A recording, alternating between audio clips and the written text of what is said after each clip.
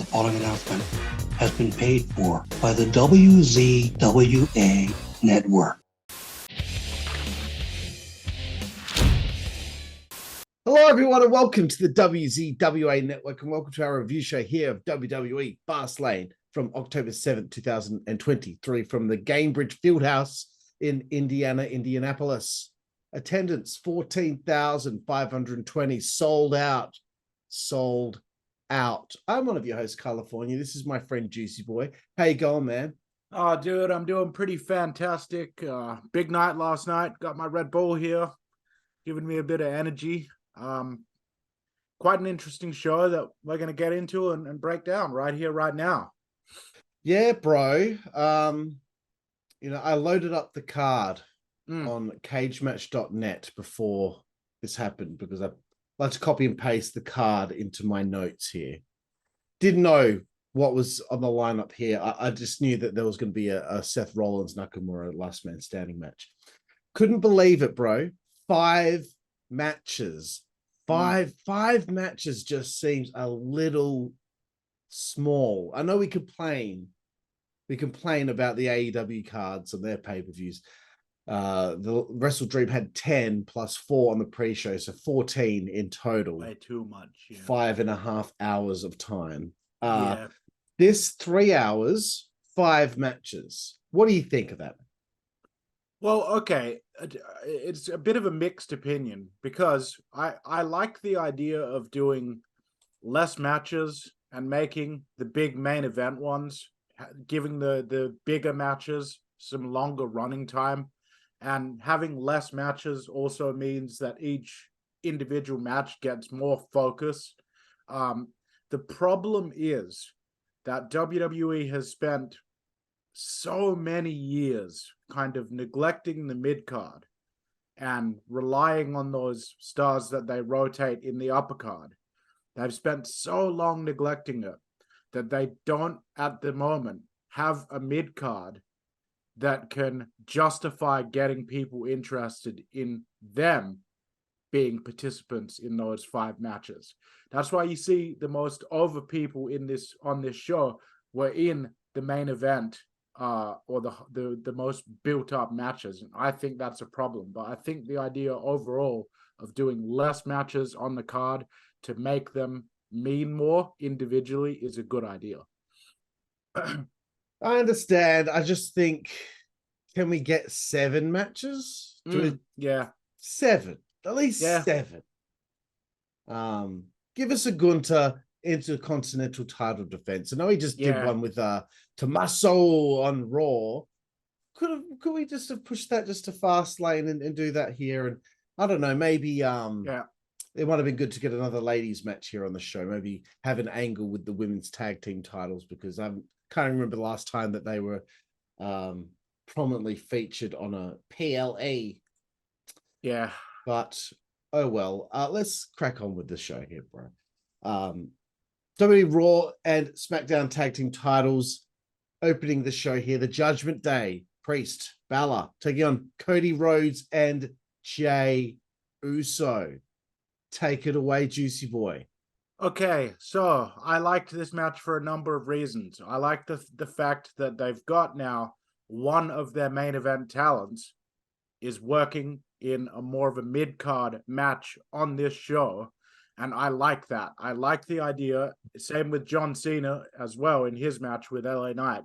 I like the idea of using these top name guys, but actually moving them up and down occasionally. Have them give the rub, to people that are lower down than them on the card, make them feel more important. So Cody Rhodes, I love the idea that they used him and his feud with the Bloodline to tie it into the Uso stuff, and they have him use his sway to bring Jey over to Raw in kayfabe. And then the match itself was pretty decent. I'm going to give it a C+. It was kind of like what you'd expect to see on a main event of Raw. But I also think that the natural charisma of Cody Rhodes and the fact that the people are excited to see Jey Uso, a tag team guy, get this fresh coat of paint, I think that made this interesting to watch. Not necessarily sure if they could get away with this on pay-per-view if they didn't have John Cena coming up later in the show. But because they did, I think that this was fine for what it was. Very cool, bro. Yes. So, I mean, I guess, the story here was the Judgment Day been courting Jey Uso about joining the stable since he moved over from SmackDown. Cody stuck up for him and is like, kind of been someone who's been advocating for Jay's move. I'm guessing that they're doing this because they're going to come back around to have Cody working and reigniting his feud with Roman Reigns at some point. So I understand why this is all taking place. Again, very impressed with the Judgment Day and their run that they've had. Usually by now, as we remember what WWE is like with their stables, usually they're probably already broken up by now. So good to see a stable stick around for some time. Let's see what notes I have here in for what I thought about the match. Again, Jooseyboy, I really hope WWE would make new tag team titles. They are so ugly, bro. They're shit, man. They're shit. Just silver on red and blue. They're just ugly. There's no one backstage. Is there not one person backstage that sees the referee holding them up and I'm going, we should really replace those because they look like shit.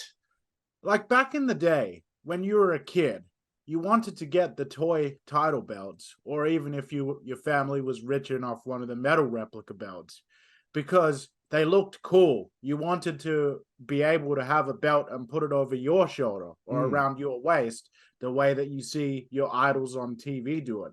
Now it's almost like they've made the belts deliberately look like toys so that they can push more merchandise. It's the wrestling equivalent of the Batman and Robin movie with Arnold Schwarzenegger in it, where the whole point of the movie was to push as many toys as they could. That's what it feels like with these title belts. It's just, we want them to look like a toy so we can market it that way. And it all feels very corporatized. So I agree with you 100% because who the fuck would want to buy a replica of one of those tag belts, dude? They're horrible. Yes, if there's anyone out there that has a replica tag title, we want to hear your story. We want to hear your story and find out what the fuck is wrong with you. Yeah, we want to know where it all went wrong for you. Imagine someone has like a set of the red and the blue tag titles hanging very proudly in their man cave. You loser! Scott Phipps. All right. Inside reference. All right. So yeah, look, I've got a whole heap of stuff here written about the match itself, but it's uninteresting. Yeah. I did like the ferocious ending here. JD McDonough, he's trying to get in the group here. He went to go smack Cody with the Money in the Bank briefcase. He accidentally smashes it on Damian Priest's knee. Then Cody hit the crossroads on Priest on the announce table. Jay took out Finn and JD with a dive. And then they hit that very cool assisted Cody cutter on Balor for the victory. So I liked the ferociousness towards the ending there. Very cool. I think another thing I enjoyed from this was when Dominic and Rhea came out, and the fans are so fucking pissed off every time Dominic comes out. I love it. I think they do this on purpose, almost like Dominic doesn't come out with them. They make him come out during the match. It happens so often, and everyone in the audience gets so fucked off with him. It's really cool. But I really liked when, I don't know what Jay had done. He super kicked Dominic in the face. And then Rhea was giving Jay the sweet eyes and kind of flirting with him. And it was pretty hot, to be honest with you. And so I'm liking that. I'm liking the little touches there with Rhea and her using her womanly ways. Yeah. To fuck with Jey Uso here, but yeah, this was good. A good opening to the show, and let's fucking move forward. They've been implementing a lot of motorsports, it seems, in WWE PLEs recently. Well, SummerSlam being from the Motor City in Detroit to now Fastlane. Every time they went to an instant replay or finished with the instant replay, all you heard was because it's the home of the Indy 500. Don't know why I have to do that in an English accent. This would have been the perfect opportunity to bring Sparky Plug back, bro, for a few cameos. Yeah, they never think to do exciting things like that us fans think of. Like, and that goes beyond the idea. Like, yeah, there are some things you might want to do where you can't get the guy that might be under contract somewhere else, but in general, it does feel like WWE, for the most part, and this is something where AEW actually has a slight edge over them. WWE don't necessarily put themselves in the shoes of the fans often enough to the point where it's like, we're doing a pay-per-view in 2023 that's like in Indiana, the home of the Indy 500. We're theming it around kind of a race car, NASCAR type vibe. Like, so fans like us are thinking, why can't we have Thurman Sparky Plug come in and do like a backstage appearance? But I think that's just something. I just think that's something that would probably have never even come into their minds. Like, I think that they're so far removed from where a lot of diehard fans actually are still, even though they're improving a lot. But yeah, that is the kind of thing that I'd like to see more from in WWE going forward. It would just be fun. You know, like, okay, the other day on NXT No Mercy, was it at No Mercy? No, it was the go home show for No Mercy. Hey Theo, you're fucking doing Tom, and it's Dax Lorenzo. They had a bunch of the tag teams from NXT come over for dinner. So they cooked up a nice meal. Everyone had a glass of red, etc. But one of the teams, you know, started kind of arcing up a little bit, like, you know, that it was possible that there might be some sort of fight taking place during dinner. So Tony kind of like summoned some of his made fucking guys, you know, get them into the room to show that he's got some muscle behind him. And they were just all kind of like generic, kind of like Italian American men. And I'm like, again, perfect opportunity to bring in Nunzio, Stamboli, Big Vito, Chuck Palumbo, you know, the old FBI, get them to walk into the room. That would get pop. Big and Little Guido are both signed to MLW at the moment. So that, and MLW's in a legal dispute with WWE. Well, I don't know if Little Guido's signed or if he's just on a paper appearance deal, because he was just on Impact Wrestling not long ago. So, but still, it would have been fun to just do some cameos like that, like Thurman Plug. Come on. All right. Let's move forward. Wade Barrett, Booker T backstage, pretending to have a conversation about how exciting Fastlane has been without a TV screen in sight. Xavier Woods shows up and calls Book and Wade legends, and Wade seems particularly chuffed with that. And then he was talking about wanting to order some Pizza Hut. You got to love the product placement here, DJ. Wade swerves us by telling Xavier he's got a bit of bad news, but it was a swerve. It was all a swerve, and they're going to order some Pizza Hut. Isn't that lovely? What a lovely scene. They're ordering Pizza Hut when they have catering in the building. And just for everyone out there, yes, we do think it's annoying when WWE does this shit as well. Not just when AEW does it. It may be more annoying when AEW does it because, you know, Tony's just so keen to do it.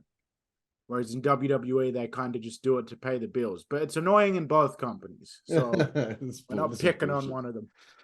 Oh, it's just like, fuck me. Like the fucking barricade, the ring posts, fucking Pizza Hut was on everything here tonight. Did you notice that they had all the Pizza Hut sponsorship stuff actually blanketing the ring and the barricades during Rey Mysterio's match once again, and not for any of the other matches? Oh, really? I thought they did it for the whole... Oh, it was a Just Rey's match. Yeah. Since they've been doing this fucking thing where one match a show gets sponsored by the show's sponsor, like every single time that they've done that, coincidentally, Rey Mysterio has been in the ring during that match. The first one being him versus Dom at in the Cinnamon Crunch one. That's it, Cinnamon Crunch, yeah. And they're having this major father and son match. Like... Sponsored by a cute cereal. Yeah. Okay, so here we go. Coming up next, it appears to be a handicap match here. Rey Mysterio, Santos, Escobar with Zelina Vega at ringside, bro. Oh, man. Yep. Oh. Yep. Fuck. I'm gonna just say this, man. She was like just, you know, the best looking. She was the best looking WWE like female performer on the show tonight. I'm gonna say that. Call me superficial. She was just rocking it. Just Jesus Christ. Okay. Okay. So some more thoughts here. Okay. We have a Latino World Order in 2023. That makes me laugh. There's this new Hurt Business. Good stuff. Mm-hmm. I wish they would stick Omos and MVP with them. Yeah, I think so. It's insane to me to think that Omos has only wrestled in the SummerSlam Battle Royal this year. Before that was when he lost to Seth Rollins at Backlash. He's only wrestled in that Battle Royal since that match with Seth Rollins. One match. What's the problem? They don't know what to do with this guy. It's a thing where, like, thank God they don't have so many of such a bloated roster the way the other company does, because WWE are really bad as well at sort of giving different people things to do. I agree with you. I don't see why Omos and MVP need to be like lagging behind trying to do their own act. They might as well just stick them with the Hurt Business, give a mouthpiece for Bobby and the Street Profits. Montez can talk a little bit, but he doesn't need to be the lead mouthpiece for this group right now. And I think almost as the big insurance policy for the group would also be great. And then you can spin Omos off either as a heel or a babyface out of that. You don't have to keep him with the Hurt Business forever. So yeah, once again, yes, we're kind of fantasy booking, but that's just one of many things that you could be doing to get Omos on the show, and they're just not there. They're not doing anything at the moment. Exactly. Mentioned. It's just like, gosh, you got this fucking giant, and it's anyway. So anyway, as I was saying, Rey Mysterio and Santos Escobar with Zelina Vega at ringside, taking on Bobby Lashley and the Street Profits. So it's 3-on-2 here, Juicy Boy. Did I mention Zelina Vega was at ringside? Yeah. Oh, yeah. Get over it. What do you think of this new alliance of Lashley and the Street Profits, bro? What do you think of the three of them? Yeah, I'm of two minds about it. Like, I'm just gonna go through and give my notes on the fucking match. Otherwise, we'll be here forever, right? Like, okay, the match was fun. I gave it a C-, right? Okay. It was all right. It felt once again more like a TV main event than something that should have been on pay-per-view. But because of the way they set it up as a handicap with the surprise partner coming in at the end, that elevated it to being PLE worthy. However, I think that until the very end, it didn't really get out of that first gear for me. As far as the new version of the Street Profits being teamed with Bobby Lashley, the new Hurt Business, I think Montez and Angelo actually work really well as heels. I think it's overdue for them to turn heel. I think they were better as heels when they were in NXT. And I think that in the last couple of years, they've really become a very milquetoast babyface team, and they're not that interesting. So this does definitely add a bit more heat to him. I think that Bobby Lashley is one of the most underrated overall performers in WWE. And so I like the idea that he now has his own thing. He's going to mentor these guys. He's the leader of this stable. So all that is cool. The highlight of the match by far was when the mystery partner showed up, and it was Carlito, Caribbean Cool, looking great, looking amazing, kicking some ass. He gets the pinfall for the team. Hopefully this means that they've finally figured out something to do with him, since there were rumors going back to his appearance at Backlash in Puerto Rico that they were interested in him based on how he looked and the reaction that he got. Finally, this means we'll be seeing more of Carlito. He has immediately just taken away an upper mid-carder's spot away from them and pushed that person down, because you can see the star power and, you know, the shape that he's in, and Just he's got that veteran instinct by now. He's been around for long enough. So all that was positive, but wrestling-wise, this wasn't much to really write home about for me personally. Yeah, it seemed like, we got three tag matches here. Yeah. Well, three multi-tag matches here on this show. So we're getting kind of the same story being told over and over again. There's someone who's in peril and they need to make a hot tag. We're getting a little bit same here. Mm-hmm. I'm not complaining too much about it. I'm just saying. We have to be fair. If it's something we'd call the other company out for, we have to call it out here as well. We have to be fair. There was one singles match, on this whole show. But at least, look, it's good to see Lashley back on pay-per-view. Mm-hmm. It's been out. It just feels like he hasn't been in the mix for. You're right there, bro. I just knocked over my Red Bull can, but I thought that there was still liquid in it. I can't wait to watch it back and see the panic in your face. It's actually empty, bro. Like not even a drop came out. All right, fuck. Okay. I forgot what I was saying. You're talking about it's good for Bobby to be back on pay-per-view. Yeah, he's back in the mix now. Dude, just been left off WrestleMania. Yeah, that was bullshit, bro. What the fuck, bro? Let him come out and stand there and hold up his fucking trophy. Why didn't you let him win the fucking match on the pay-per-view? You dumb. I know he's strong, but I'm surprised he didn't put his fucking back out carrying that fucking thing. Like, imagine winning that fucking thing, and now where am I gonna put this in my house? Where's that gonna fucking go? This massive fucking... It's got to have a fucking security fence built around it so it doesn't fall down and crush one of his pets to death. Like, all right. So yes, LWO was struggling to get some momentum. Carlito, that was quite the entrance for him, and he's in great shape, as you said. I liked how once he got out there, it didn't take very long for him to get the match over and done with. So that was awesome.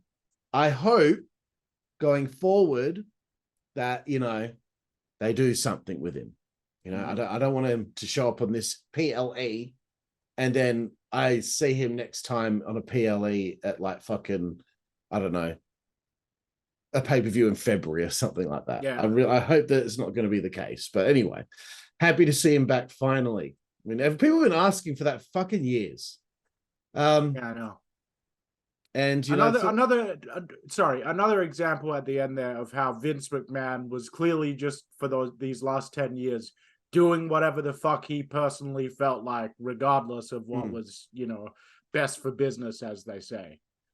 Just go ahead. Everything based on his opinion at the time that could probably change on a dime at any point. But yeah, look, they got all these little groups in WWE now. This is pretty cool. I'm just glad it's not going to, lead to pointless trios tag titles. Thank you. Another quick little dig there. Michael Cole gets a pizza delivered to the commentary table. Oh my god! And so annoying. And that Corey and Michael are very confused. Oh, did you order a pizza? The show's sponsored by Pizza Hut. If the show's sponsored by Pizza Hut, no one has to fucking order anything. No one has to go on their app. Yeah, it's going to be there. It's already going to be there. They probably have like a pop-up Pizza Hut in the arena, because they're there sponsoring the event. Like, how piss poor would the company have to be making everyone order their own pizza? And you're at work. You're at work. Why do you need to be ordering a pizza right there to your announce desk? How are you going to eat it while you're calling them? None of it meant to fuck up. I love thinking about this shit as if it were real. Yeah. There's probably some dipshit going, just let people enjoy fun things. It's only wrestling. No one's allowed to have fun unless I think it's fun too. Like, I just want, what's Xavier Woods doing there? He's not booked on the card. Yeah, why'd you bother traveling to the arena? He somehow gets himself a free little Pizza Hut jacket, sorry. He's got this little jacket and he's all involved in it. How the fuck did that happen? Okay, let's move forward. Oh my god, bro. Fuck me. Okay, they cut to the parking lot. Sorry, this was shown on the pre-show, my bad. but it was from the parking lot. Jade Cargill shows up, dude. Oh, so Did you good. see her? Did you see her get out of the fucking car? Fuck, bro. I was like, oh my God. Dude, I was The shape literally she's just in. I'm just like, fuck. bro, I was literally just like, oh my God, I think I just like fell in love with Jade Cargill, bro. I was like, oh, Jesus Christ, bro. Dude, instantly, man, the way that they did that segment, it was like, there's a star. That's a star right there. Yeah. That's a star. That's something AEW never managed to do with her. I'm sorry. I know they built her to look strong and everything, but this is the way to do it because she's not fully up to scratch in the ring yet. But she right now, she's got it. But we still haven't seen her wrestle in WWE yet, have we? No, it's just been several weeks of them hyping it up. And now we get a glimpse of her. And without showing anything of what she can do in the ring yet. I don't need to see anything else. The audience knows she's somebody. Everyone that saw her get out of that car, everyone, I don't care who, everyone went, oh. Yeah.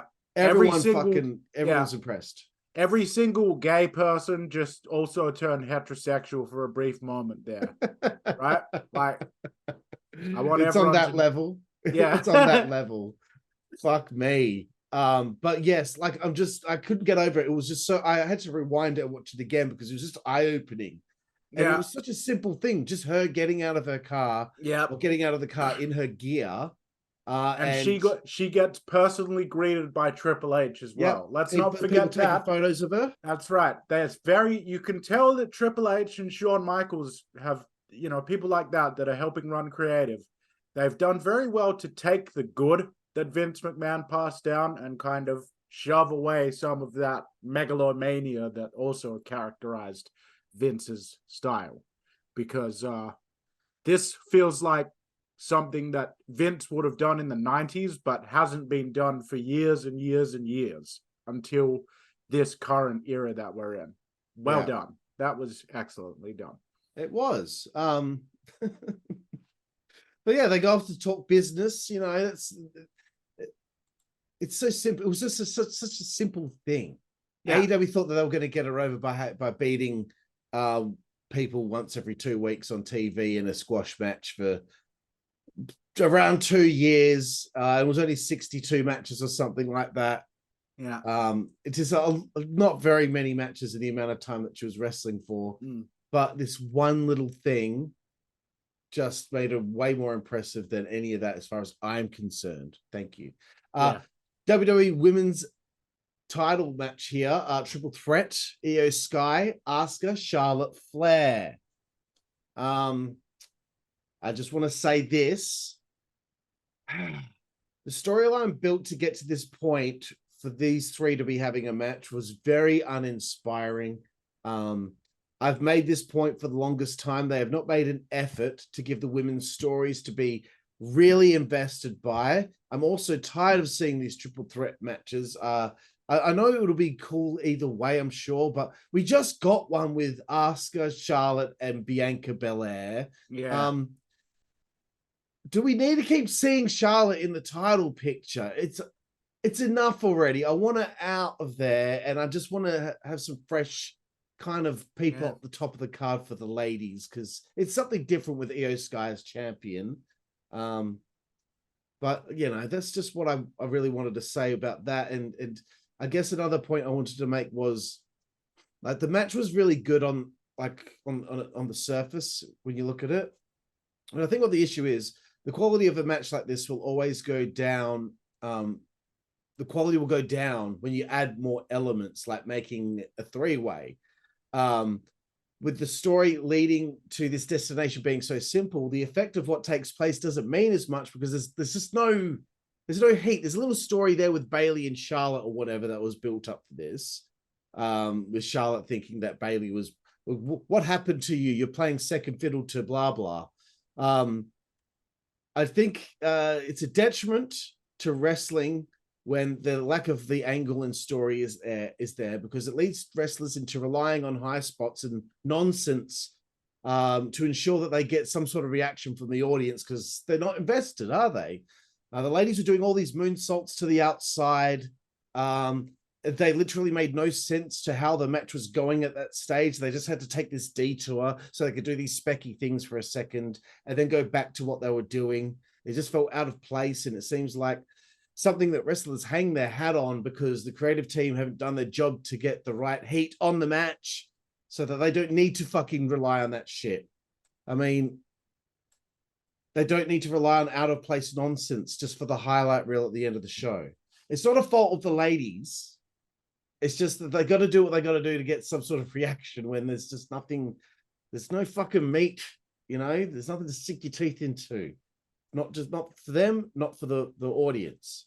I don't really have much else to say. I did like the finish where Io Sky hit a moonsault while Charlotte had a figure eight on Asuka. That was cool. Yeah, but we already saw that spot as well. They did that spot in the triple threat with Bianca Belair. That was with the 450, wasn't it? So yeah, they've done it. They've done the same kind of spot like twice at two pay-per-views. But look, it was good, but I don't know.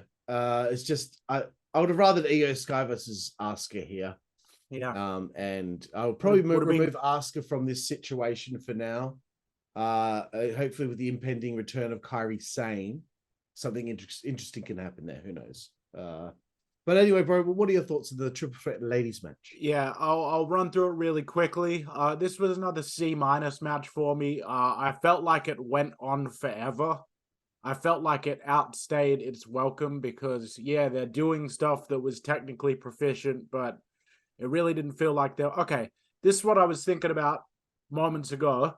Yeah. The problem with this match is that when you compare it to what Rhea Ripley is doing with her championship and the women that she interacts with, or you compare it to what's happening with the NXT Women's Championship with Becky and Tiffany Stratton as the former champion there, both of those situations seem way more important and way more pressing than anything in this match right here.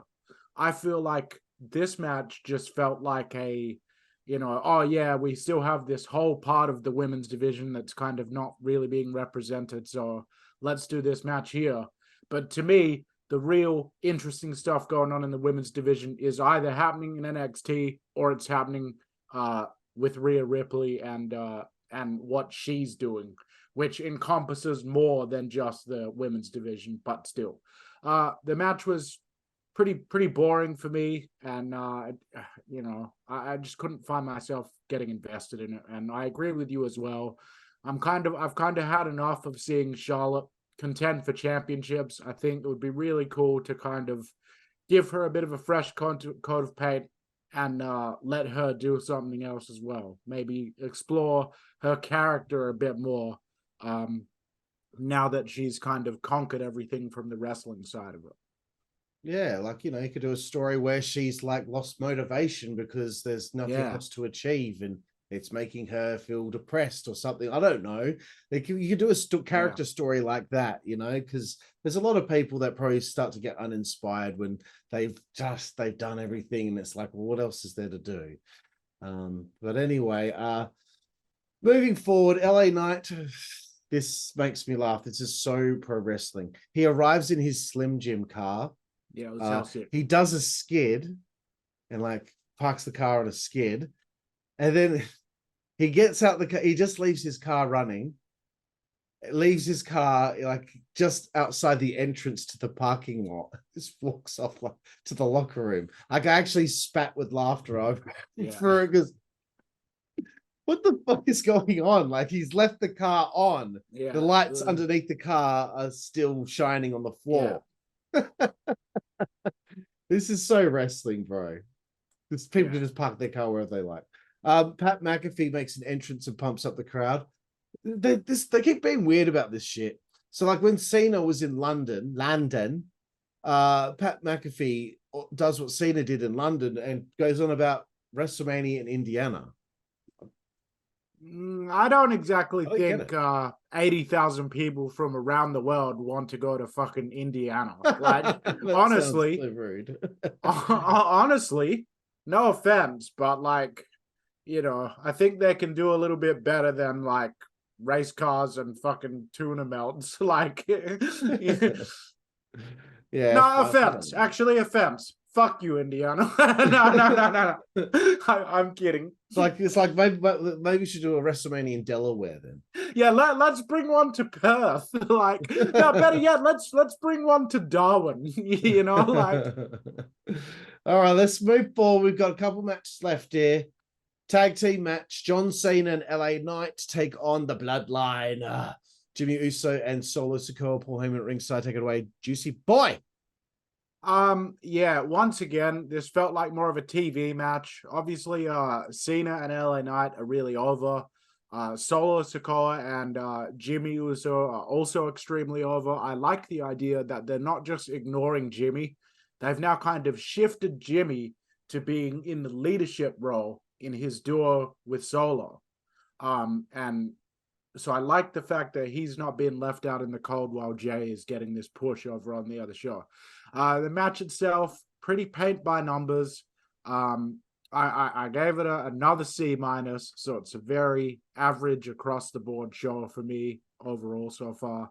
I was impressed by the fact that John Cena focused on selling a lot in this match, because you can tell that since he's been spending so much time out of the ring, he admitted it after the WrestleMania match that kind of the more basic match that we got at WrestleMania is sort of what he can do at this point in his career. And I admire him for admitting that.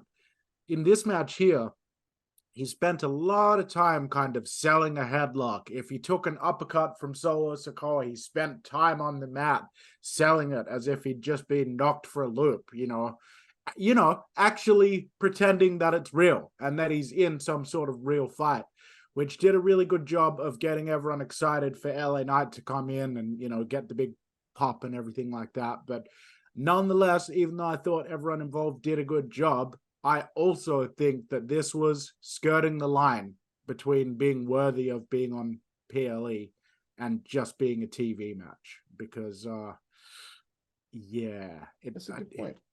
That's a good point. I did like the selling from Cena. He was like, LA Knight had been tagged in for a long time from the beginning of the match. Cena, he kept on getting thwarted when he was trying to get that hot tag. So I like the way that they were going about it. It does make me laugh how comical it is that someone is so beat up that they're literally crawling and they can't. Fuck, man, it's just so pro wrestling and it makes me laugh. But I really did like the way that they built the drama in this. I thought John did a great job, because with him taking the selling for most of this match, what it did was it kind of put LA Knight on a pedestal, I suppose. It made him be the, what's the word I'm looking for? Oh, he's the savior. He's coming in and being the hero of the match, right? Like, I've got a word written down here for it. He's being featured. He's the feature. There you go. He's being featured prominently. Yeah, so instead of like having John be the one to save the day as fucking usual, I do find it funny Michael Cole calling LA Knight the fastest rising star in WWE, and LA Knight is 40 years old. Well, his star is still rising. That has nothing to do with his. It's just rising star to me always feels like a bron breaker. But anyway, it's fine. Really love Cena's crossbody on Solo Sikoa. That was eye-opening. And then, of course, a nice finish. Knight hits the Blunt Force Trauma on Jimmy for the win. I have to assume now Crown Jewel is going to possibly feature LA Knight versus Roman Reigns for the World Championship. Roman needs a fresh opponent. Knight is hot right now. He just pinned Jimmy. Is it time to beat LA Knight like that, though? Sorry? Should they be beating LA Knight like that? That's what I'm saying. Yep. You don't think that would devalue him somewhat? Like, obviously, no one expects him to beat Roman Reigns, but should someone in his position who's rising up be fed to Roman Reigns? Yeah, I think so. You think it won't affect him if he's the Saudi Arabia opponent? No, because if Solo and Jimmy fuck him over, then Yeah, that's true. That's true. They can use the Gaga to get out of it if they want to. Of course, and it's like that'll get a bit of attention, I think, LA Knight and Roman Reigns. But any hooser, Judgment Day are backstage in their locker room, and it's set up with purple lighting. I like that. They're this fucking badass group of people that are beating the shit out of everyone, but they have to set up their nice little purple lighting, kind of like what you've got in your room there. But at least it's your bedroom, and you set it up once, and that's it. That you mean to tell me that the Judgment Day go to every building and they ensure that if they're not setting it up, we want to make sure on our rider that the purple lighting is in the background. Yeah. These things cost money. That would have to be in kayfabe. This is coming out of their pocket. I'd have to assume. Like how up yourself do you have to be to request a certain type of lighting in your room? Damian Priest wanted to cash in his briefcase, but because he's hurt his knee, Rhea Ripley talked him out of it. And then obviously McDonough gets the blame for that. See, I like that they're actually doing some storytelling in WWE. Yeah, so Priest's got a hurt knee and realized that I don't want to take a bump. I don't want to bump. Did you see the crowd? Shane McMahon's son, Declan McMahon, was there with his boys, hyped up. That made me feel fucking old, dude. Shane McMahon's son is like a young adult. That's fucked up. And he was a newborn in the opening package for WrestleMania 20, which was my first WrestleMania that I watched as a fan. Fuck. When I was 11 years old.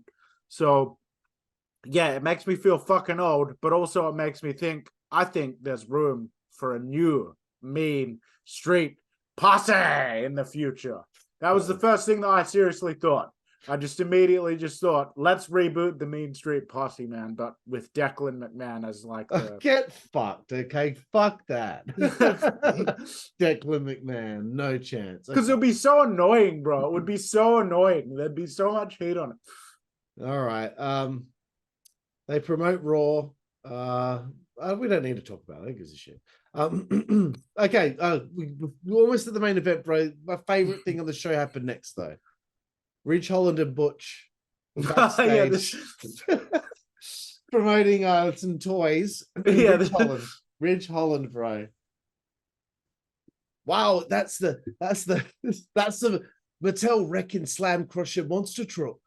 I bet that truck could do some damage, Dude, honestly, like people often say, like people like Ridge Holland, they don't really see any charisma in him. People like him, the fact that he's this English lad, that is his gimmick. He doesn't need to do anything else as far as being a character. He just needs to be a nice dude from England with the accent. That's all you need on an American show. I'm serious. He's a great man. He can go in the ring. So yeah, I find it funny and charming that they've got these two hardened British guys that have obviously been told by their bosses that they have to shield this fucking toy. And they're trying their hardest to do, like Pete Dunne's looking all dour and shit while he's talking about this toy, or Butch, I'm sorry. And, but that he's absolutely not the type of person that would give a shit about merchandise. It's not like Zack Ryder or whatever, which just made it more humorous. The thing that makes it great, because as you say that about Butch, like Butch had the truck in his hand as Ridge was talking to him, and Butch said, "Hey, check this out. Check this out." And Ridge, wait a minute, that's the Mattel Wrecking Slam Crusher monster truck. Fucking hell. Yeah. The Mattel Wrecking Slam Crusher monster truck. What a name. Yeah. Anyway, I love it. I want one now. See? Okay, let's get to the main event of the evening. WWE World Heavyweight Championship. Last man standing. Seth Rollins, the champion, against Shinsuke Nakamura and Jooseyboy. Take it away. Oh God, man! I literally kept zoning out during this match and literally had to rewind it to the beginning twice to make sure that I actually sat down and watched it and took note of everything, trying to see if there was some intrigue or heat that I missed in this match. Now, I like the idea of this feud that Nakamura has been having with Seth Rollins that focuses on Rollins' injured back. I like the idea that they're prominently featuring Nakamura again, since, you know, they kind of botched the push that they tried to initially give him through no fault of his, and then pushed him back down the card. So I'm glad to see that he's getting to do something, but honest to God, they did some impressive spots in this match, you know, but God, it was fucking boring. I'm sorry, I just found it boring. There was things here and there that I liked. The pedigree on that stage block was cool. It looked impactful. Hated the bump where he pushed Seth off of that thing in the stands, and then Seth took a bump that looked hard, but when the camera zoomed out, there was clearly like a stage block with some carpeting set up. Not that I expect him to just fully take a bump from that height onto concrete, but just don't do it at all if you can't actually have him take the bump onto something without there blatantly being a crash pad set up that makes no sense in the context of the rest of the set that it would be there. Yeah. And we're all supposed to ignore that shit. Once again, don't come at me with, oh, it's wrestling, it's supposed to be fun. Fuck off. Don't insult my intelligence. Don't make it look so fucking ball-achingly fake that you have to deliberately go out of your way to try to ignore that you can see a giant crash pad that he's just fallen onto that was clearly set up for the purposes of that happening. That was really annoying. That helped pull me out of the match even further. I'll be honest with you, I didn't like the finish of this. The Samoan driver through the fucking, once again, several tables that are covered in the black cloth and all the plastic tubing and everything that softens the landing, and it's trying to cover it up and make it look more busy. Back when they used to only do that once in a blue moon, it was okay. You could forget it as much. The cameras weren't as high resolution that you could see the differentiation in all the textures so clearly, which you can these days. It just looked phony to me, and even when it wasn't looking phony, I was just bored out of my mind. And I say that as someone that's interested in seeing these two feud. I would have much preferred to have seen like an Iron Man match, for example, or a submission match, where again, Seth Rollins' focus was the back, but they were able to tell a story in the ring. This didn't work for me at all. This felt more akin to the kind of nonsense that they do in the other company all the time, where you're just supposed to be excited because they're doing a lot of crazy stuff. People, you can tell me in the comments if you think that I'm being harsh. Maybe this just wasn't for me. I am going to give it a C+ because everything they did was competent. But yeah, this wasn't my cup of tea. Yeah, well, it's very much like the Finn Balor feud. This has been a 2 pay-per-view or PLE feud. So I was hoping that this would be the end of the feud. I think Seth's first two programs since winning this new world championship have been very tough for me personally to get into. I didn't like the feud with Balor. Every time I knew that they were coming up, I was like, I don't really want to sit through this match. Even though I like Balor as a heel. Yeah. And same with Nakamura. I like him as a heel, but every time a match of theirs has come up, I'm like, yeah, really don't care. I don't care. The problem is Seth as a babyface, bro. If we're being honest, that's the problem here, is him being the babyface. I don't know what it is about WWE and why they can't make their babyface heavyweight champions like exciting to watch. They always end up becoming boring, and the reign becomes boring. No, Nakamura wasn't even built up like as a real like threat for months and months on end. It just all of a sudden has been thrusted into this situation. I don't really have a lot to say about the match itself. It was okay. It's just they had to do a lot of fucking different things to try and get this to have some sort of fucking hate.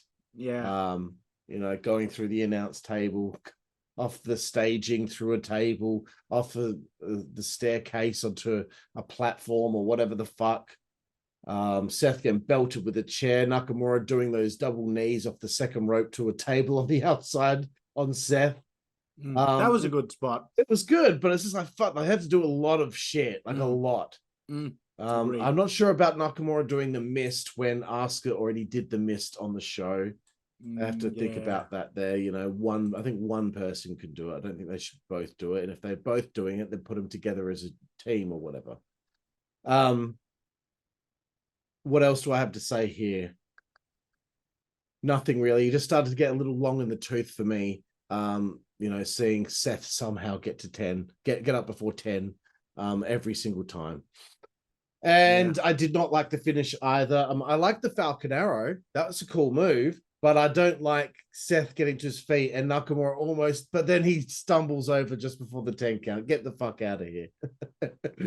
Get out of here. He wins. Seth wins. And I'm right. For the love of God, please tell me this feud is over. Honestly, I would have been more excited if the reverse had have happened and it was actually Nakamura that got an upset victory by holding Seth Rollins down or some other method like that. And I would have liked to see Nakamura actually win the fucking belt for a pay-per-view cycle, because then it would have made suddenly this match that was boring, it would have become more interesting by the unexpected result. But because they went with the predictability, and you knew it was like the definition of a foregone conclusion, your phrase that you often like to go to. It was the definition of that. This match was. It's the same as the Balor feud. We knew he was retaining both times. We knew he was retaining against Nakamura here both times. We need to get to a point where it's like, oh, I don't know who's going to win this one. That's what we need. Yeah. It needs to be we're either surprised by being proven wrong at what we thought was going to happen, or we don't know what to expect going in. Bingo, motherfucker. Okay, so here we go. A Fastlane review here. Do you have any final thoughts and a rating out of 10, Juicy Boy? I'm giving this a 6 out of 10. I'm rating this. People are going to probably think that's quite low. I am not going to, as this channel grows, be accused of favoring WWE over AEW. In fact, I'm holding WWE to an even higher standard because I simply expect better from them. And I think that this pay-per-view missed the mark for me. I think that this is another one of those, I don't want to say throwaway, but it's another one of those, no one will really remember the matches on this show in years to come. No, I'm sure definitely not. It's not going to be a thing where people are going to remember Rollins versus Nakamura in this match, that it'll be put onto their DVDs in years to come. Yeah, you imagine having a friend come over in like 5 years' time and you're bored and like, you're you know what we not should do? We should watch event. Fastlane 2023. Yeah, no one's you're not going to. You're not going to. Like, no one's actually ever going to rewatch this pay-per-view. Like, everyone that saw it is only seeing it one time. No one's watching it twice. I can't even imagine the international fans going out of their way to check it out. Like, even those fans across the world that watch everything. Like, I really think that this is just people are going to be like, no, I think I've seen it once, and that will be enough. It doesn't matter what country you're in. What accent was that? I don't know. For me, yes, this is kind of a stock WWE PLE for me. Like Lars Ulrich says in Some Kind of Monster. It's just stark. I don't want to tell you, man. It's just fucking stark. I think they could be telling more stories. This show could have had 8 matches if they didn't plod along so fucking slowly. Gunther should have been defending the Intercontinental title. Maybe there could have been something with contendership for other titles or something like that. Maybe a Sami Zayn Owens match against Imperium, something like that. I don't know. Just throwing some ideas out there. Women's tag team title match with a pre-existing angle with effort put into it might have been cool. Like I don't know, Isla Dawn and Alba Fire. They were brought up to the main roster to unify the NXT tag titles and lose them to Ronda and Shayna Baszler. And they haven't done anything since. So what the fuck? Like, do something. Like, let me just make this final comment before we ride off into the sunset. imagine that you've dreamed of being in WWE your whole life, and finally you get there, whether it's the new developmental system they have, or you manage to get some traction on the indies and they've become interested. But you finally managed to get signed to WWE. Yeah. Yet you end up being a signee in the only era in history where WWE has so many talents that they don't have a spot for all of their people under contract. It used to be that if you got signed to WWE, they were going to use you. And when they got to the point where they stopped using you, you were going to get cut in that next round of spring releases. Now it seems like they'll spend 4 or 5 or 6 years not using you before cutting you loose. Yeah. And then you've spent all of your 30s in WWE during your prime years. Because I reckon a wrestler's prime years are actually their 30s into their early 40s, not their early 20s into their 30s. But they end up, a lot of people end up spending those prime years in WWE only to then get cut, and they've done nothing of note while they're there. And then they might end up getting lucky, and having a good career on the indies and stuff post WWE, like a Zack Ryder has. But most of them, it won't be like that. They've either got to try to find something else to get the attention of WWE if they want to get back there, or they've got to go and spend the rest of their career making money elsewhere. And there's nothing to be ashamed of in that. But let's face it, back in the day, if you got signed there, you were at least going to get into a video game or something like that, or have an action figure made. There are people who are in WWE now that I don't know of. Like even diehard fans, we don't know everyone on the roster anymore because there's so many people. And to have a show that's like this, that was so milquetoast and uninspired, when you know that there was 100 other talents on the roster that they could have used to try to come up with something exciting. Yeah. Is really disappointing. Yeah, it's just a bit underwhelming, isn't it? But, we can go on about this forever, like you made a good point there about people's prime being wasted, not doing anything. Like, I was really happy to see someone like, Big Con. He's over there in Impact Wrestling. He just main evented the recent episode of Impact against Josh Alexander, right?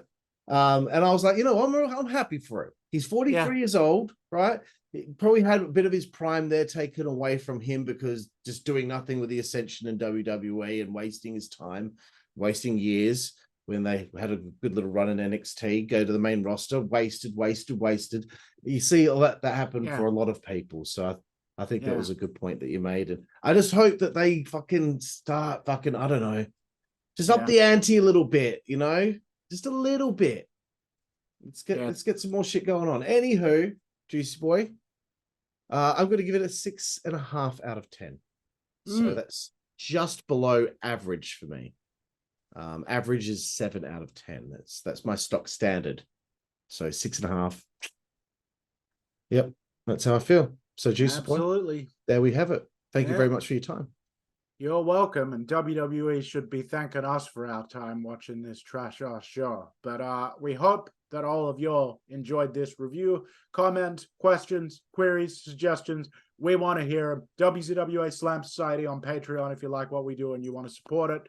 $3 a month, fucking literally an infinitesimal amount of money out of your wallet for hours and hours of exclusive content. But anyway, I've been Juicy Boy. And thank you, Karlifornia. Oh, no worries, mate. I really appreciate your time. And yours too, everyone. We will see you down the road. Thank you. Network, that's the way we play. Good God Almighty. Network, that's the way we play. Get puppies. Network, that's the way we play. Get. The following announcement has been paid for by the WZWA Network.